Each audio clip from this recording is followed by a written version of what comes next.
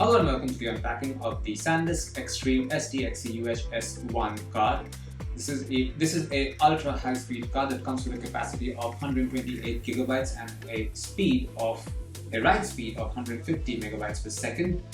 This is also compatible with 4K UHD, which means you will be able to shoot 4K videos using this particular card. And that's more or less all the information in it. I'm going to cut this package open and show you the card inside.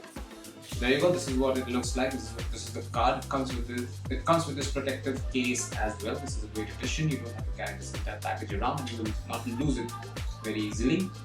And I will give you a closer look at the card. There you go. It's written over here. SanDisk Extreme, 150 megabytes per second. That's the byte speed. And there's 128 GB, as it's written over here. There you go.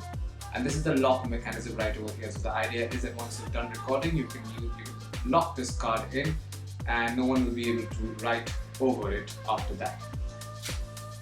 And this is it. This is what you find inside the pack containing the SanDisk Extreme SDXC UHS-I card.